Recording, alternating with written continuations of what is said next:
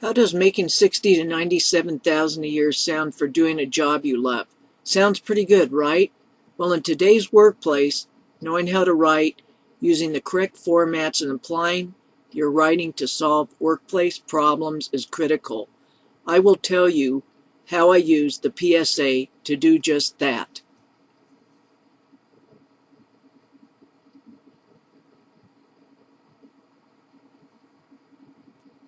Knowing the PSA will help you get a job and write more effectively and efficiently.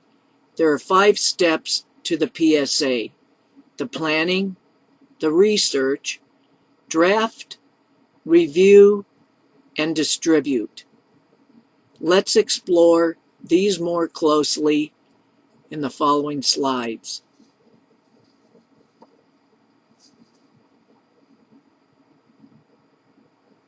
Basically, the first step, the planning stage, you want to define the reason for writing and then set the goals and purpose of your writing. Identify what the audience wants or needs. Sort out what information you have and what you still need. Finally, how will you deliver the document and what technology will you use? Next, the second step is the research step. Determine what information is necessary and how you will get it. Conduct research and then organize the information. Then evaluate the information you have gathered.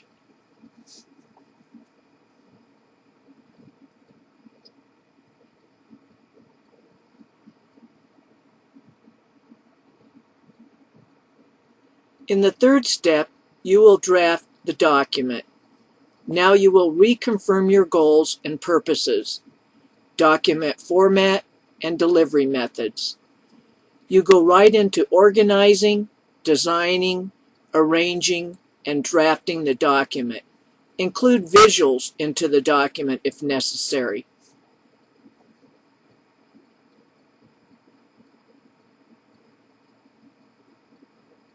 The review or fourth step of the PSA is very important because this is where you test to see how usable or user-friendly your document is. You should do this by getting feedback from peers or colleagues. Then modify your document based on feedback. Lastly, read the document again and make sure there are no grammar or spelling errors.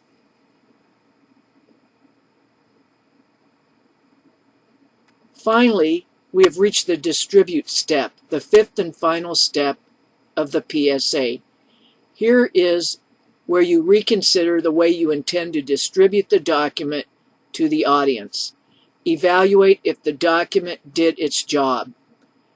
If no, then consider sending more correspondence.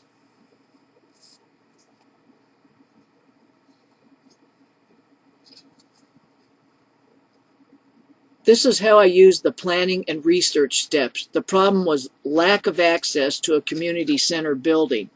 You could not get in unless someone met you there to unlock the door and let you in. In the plan, I decided I needed a memo format and that I needed to get information on a better locking mechanism, including costs associated with it. I decided my audience was the board members. You want to convey your goals and purpose for writing in the first paragraph, which I did. I pointed out the problem and why it should be solved. I then offered the benefits of making the changes I would propose. I gave costs for the change I proposed. I asked that my memo proposal be accepted in a timely manner, and then I did a review of the entire document to meet the review step requirements.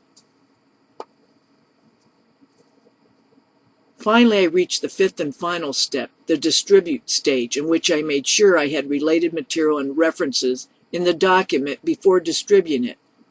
I then found out how the board wanted to get the memo proposal, and I followed those directions. I planned for follow-up on the memo's impact by attending the next board meeting in which it would be discussed. This would allow me to assess a success at solving the problem with a solution. To reiterate, the PSA gives you a straightforward way to approach problem solving with communication.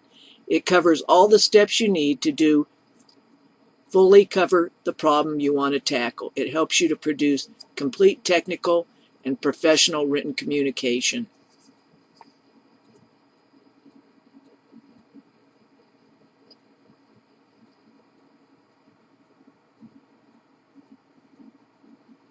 To develop a really good document, one must use the PSA. My writing skills improved by using the PSA approach to writing. Effective communication is knowing your purpose for writing and being able to convey it to your audience in a clear, concise, effective manner that gets the results you want from it. Thank you.